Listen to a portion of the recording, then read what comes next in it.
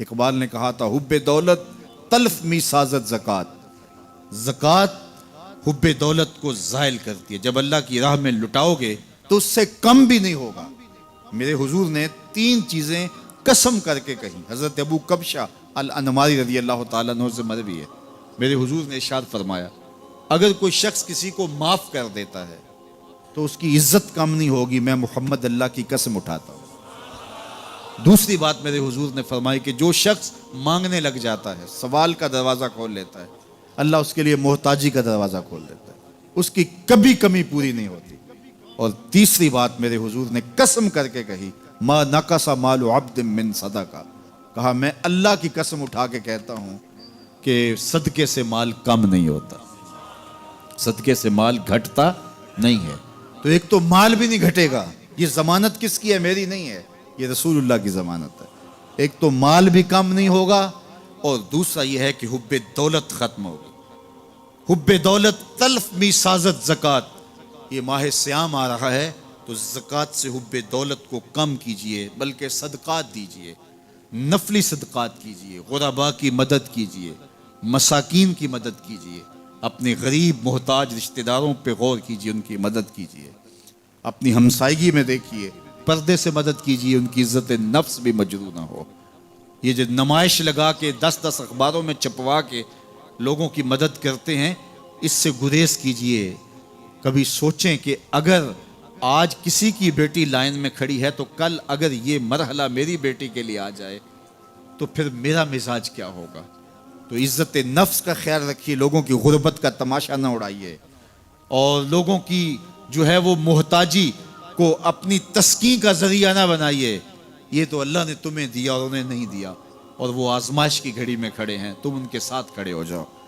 تو لوگوں کی مدد کیجئے، دکھیوں کے کام آئیے، مساجد کی جو ہے وہ تعمیر کیجئے، مدارس دینیا کے ساتھ وابستہ رہیے، اور لوگوں کی فلاح کے لیے، بہتری کے لیے کام کیجئے۔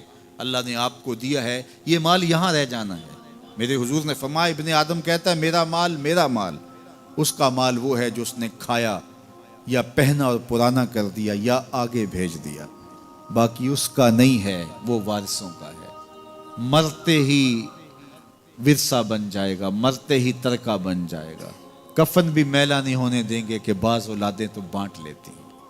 اللہ اکبر، وہ گھر جو ان کے لیے بنایا تھا، ایک رات بھی تجھے اس گھر میں رکھنے کے لیے تیار نہیں ہوں گے۔ آج تیرا نام چھن گیا، آج کوئی یہ نہیں کہتا کہ پیچھے اس امام کے اور حاضر اس چودھری صاحب کے، حاضر اس میت کے۔ آج تو ڈیڈ باڈی بن گیا، آج تو میت بن گیا۔ آج خان صاحب، ملک صاحب، چودھری صاحب، پیر صاحب، مفتی صاحب، تیرے سارے ٹائٹل چھین لیے گئے۔ آج پیچھے اس امام کے اور دعا واسطے حاضر اس میت کے، آج تو میت بن گیا۔ آج تیرا لباس بھی پھاڑ کے اتارا ہے، آج تیرے انگوٹھے باندھ دیے گئے ہیں، ناک میں روئی ٹھونس دی گئی ہے۔ آج تو غسال کے رحم و کرم پہ ہیں، وہ تجھے ادھر الٹ دے یا ادھر پلٹ دے، اب تیرے پاس کوئی اختیار ہی باقی نہیں رہا۔ میاں صاحب بولے جان دیواری ڈرونا بنے ہو تے ہاتھ نہ لاندے ڈرتے۔ آج اولاد بھی دور ہے، پوتے اور پوتیاں بھی ڈرتی ہیں، جان دیواری ڈرونا بنے ہو تے ہاتھ نہ لاندے ڈر دے، جنہ لئی تو پاپ کمائے اج کتھے نہیں تیرے کر دے۔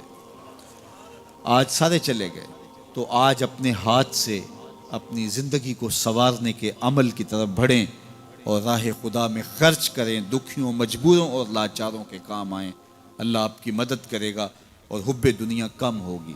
اللہ تعالیٰ جل شانہ نے سورہ عادیات میں پہلی 5 آیات میں قسمیں کی، پھر 3 آیات میں جو ہے وہ حضرت انسان کی وہ کمیاں، کوتاہیاں جن کی بنیاد پر باقی گناہ سرزد ہوتے ہیں ان کو بیان کیا، اور اس کے بعد پھر علاج بھی قرآن نے بتایا، اور کس قدر اس کو چوٹ لگائی۔ افلا یعلم اذا بعثر ما فی القبور وحصل ما فی الصدور ان ربهم بهم یومئذ لخبیر۔ افلا یعلم اذا بعثر ما فی القبور، اے اکڑ کے چلنے والے، اے ناشکر انسان، اے دولت کے پجاری، وہ وقت یاد کر جب تو قبر سے اٹھایا جائے گا۔ اس وقت کفن بھی چھین لیا جائے گا، اب سب کو چھین لیا گیا، دولت، بینک بیلنس، تیری جائیدادیں، پلازے، گاڑیاں، گھر، کوٹھیاں، بنگلے، سب کچھ یہیں رہ گیا، صرف ایک چادر کفن کی لے کے جا رہا ہے۔ لیکن جب قبر سے اٹھایا جائے گا یہ کفن کی چادر بھی رہ جائے گی، برہنہ اٹھایا جائے گا۔ اللہ اکبر، نہ پاؤں میں جوتے، نہ سر پہ پگڑی، نہ بدن پہ کپڑا، برہنہ اٹھایا جائے گا۔ سیدہ عائشہ رضی اللہ تعالیٰ عنہ نے سنا تو کانپنے لگی، عرض کی حضور قبر سے برہنہ اٹھائے جائیں گے تو ایک دوسرے سے حیا نہیں آئے گی؟ فرمایا عائشہ معاملہ اس سے بھی آگے ہے، کسی کو ہوش ہوگی تو حیا آئے گی، ہوش اڑے ہوئے ہوں گے، خوف قیامت طاری ہوگا، قبروں سے یوں لوگ اٹھائے جائیں گے۔ افلا یعلم اذا بوسر ما فی القبور، اب بوسرا کا جو مفہوم ہے، جو ترجمہ اور معنی ہے وہ تو رہے، بوسرا کا جو صوتی آہنگ ہے، جب بولتے ہوئے ایک جھٹکا لگتا ہے تو قبروں سے اٹھتے ہوئے لوگوں کی کیفیت معلوم کرنے کے لیے بوسرا کا صوتی آہنگ ہی کافی ہے۔ افلا یعلم اذا بوسر ما فی القبور وحصل ما فی الصدور، حصلہ کے اوپر جو تشدید ہے، یہ معنی کو کتنی خوبصورتی کے ساتھ ایک مجسم پیکر میں سامنے لا رہی ہے۔ اللہ فرماتا پھر وہ وقت آئے گا جو سینے میں ہوگا وہ تشت ازبام ہو جائے گا۔ آج آپ مجھے نیک سمجھتے ہیں، میں آپ کو اچھا سمجھتا ہوں، لیکن میرے سینے کے اندر کیا چل رہا ہے یہ آپ کو نہیں پتا۔ یہ میں تقریر چہک چہک کے کر رہا ہوں، اس کے پیچھے کیا ہے؟ میں آپ کے دل اپنی جانب موڑنا چاہتا ہوں، آپ کی جیبیں خالی کرنا چاہتا ہوں، یا میں آپ کے سامنے پاک اور ستھرا اور بڑا جو ہے وہ نیکوکار بننا چاہتا ہوں، یا میرا مقصد رضائے الہی ہے؟ یہ مجھے پتہ ہے، آپ کو نہیں پتہ۔ آپ کہاں ہیں، کہاں کھڑے ہیں، میں آپ کو اچھا سمجھتا ہوں، لیکن آپ کو پتہ ہے کہ ہم کہاں کھڑے ہیں۔ لیکن قیامت کے دن یہ ساری چیزیں سامنے آ جائیں۔ وَحُصِّلَ مَا فِي الصُّدُورِ، اور سورہ الطارق میں فرمایا یوم تبلی السرائر فما لہ من قوت ولا ناصر، اس دن سارے راز کھول دیے جائیں گے اور کوئی طاقت نہیں ہوگی جو ان رازوں کو کھلنے سے روک سکے گا۔ آج طاقتور کی بات نہیں کھلتی اور کمزور کی بات اچھال دی جاتی ہے، لیکن وہ وقت آنے والا ہے یوم تبلی السرائر فما لہ من قوت ولا ناصر، نہ زور کے بل پہ، نہ زر کے بل پہ، نہ کسی اور بل پہ کسی کام کو روکا جا سکے گا، ہر شے تشت ازبام ہو جائے گی۔ وہ کتنا سخت دن ہوگا، اے داور حشر میرا نامہ اعمال نہ پوچھ، اس میں کئی پردہ نشینوں کے بھی نام آتے ہیں، تو وہ کتنا سخت دن ہوگا۔ وَحُصِّلَ مَا فِي الصُّدُورِ إِنَّ رَبَّهُمْ بِهِمْ يَوْمَئِذٍ لَخَبِيرٌ، بے شک ان کا رب اس دن ان سے خوب باخبر ہوگا۔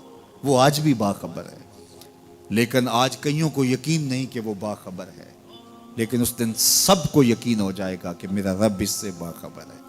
جب پرانی تصویریں چلنا شروع ہو جائیں گی، جب ساری ویڈیو سامنے آ جائے گی، زندگی میں جو جو کیا، تنہائی میں، اعلانیہ، خفیہ، جہاں جہاں جو کیا، داد عیش دی، سب کچھ تشت ازبام ہوگا، سب کچھ جو ہے وہ سکرین پہ چل رہا ہوگا، کوئی چیز بھی تشت ازبام ہونے سے نہیں رہ جائے گی۔ تو پھر بندہ کہے گا اوہو یہ تو سب میرے مالک کو پتا تھا، لوگوں کی نظروں سے چھپ سکا، رب کی نگاہوں سے تو نہیں چھپ سکا، اس کی نگاہوں سے کون چھپ سکتا ہے؟ یہ یقین آج اپنی روحوں میں اتار لو، اچھی طرح سے جذب کر لو۔ گناہوں سے بچنے کا اکثیر نسخہ ہے یہ یقین کہ میرا رب مجھے دیکھ رہا ہے۔ یہ یقین جب روح میں جم جائے، خیالوں میں اتر جائے، اعتقاد کا پختہ حصہ بن جائے، پھر بند کوٹھڑی میں بھی جرم نہیں ہو سکتا کہ میرا مالک تو مجھے دیکھ رہا ہے۔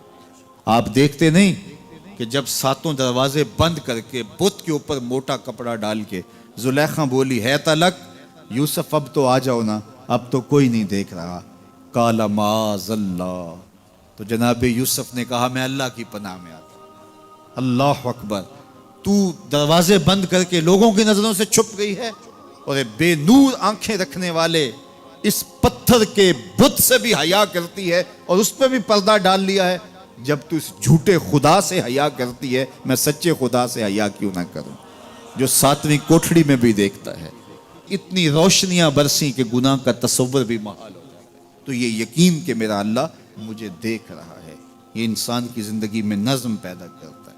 آنے والا موسم ماہ سیام رمضان المبارک، یہ ہماری زندگی کے اندر یہ نور داخل کرتا ہے کہ میرا اللہ دیکھ رہا ہے. کڑکتی دھوپ، برستی گرمی، زباں کانٹا، ہونٹ خشک، گلا خشک، دروازہ مکفل، ٹھنڈا پانی دستیاب، لیکن ایک گھونٹ بھی حلق سے نیچے نہیں اتارتے کہ میرا اللہ دیکھ رہا ہے. وضو کرتے بھی احتیاط کرتے ہیں کہ میرا اللہ مجھے دیکھ رہا ہے. کرتے ہیں کہ نہیں کرتے؟ یہ نور ملتا ہے کہ نہیں ملتا؟ اس کو پھر جذب کر لینا چاہیے تاکہ یہ زندگی میں چھا جائے. کیونکہ جو رمضان میں دیکھتا ہے وہ غیر رمضان میں بھی دیکھتا ہے. اور پھر پانی نہیں پیتے کہ اللہ دیکھ رہا ہے، کھانا نہیں کھاتے اللہ دیکھ رہا ہے، لیکن جب آنکھ بھٹکتی ہے تو اس وقت اللہ نہیں دیکھتا. جب خیال بہکتا ہے تو اس وقت اللہ نہیں دیکھتا. رشوت میز کے اوپر سے لے رہے ہوں یا نیچے سے لے رہے ہوں تب نہیں اللہ دیکھ رہا ہوتا. اللہ صرف کھانے اور پینے کو دیکھ رہا ہوتا ہے. یہ جو ایک نور آیا ہے اس کو جذب کر لیں، پوری زندگی میں پھیلا لیں. تو اسی لیے رمضان تقوی بانٹتا ہے، روزہ تقوی بانٹتا ہے، زندگی میں نور اور روشنیاں بھر دیتا ہے.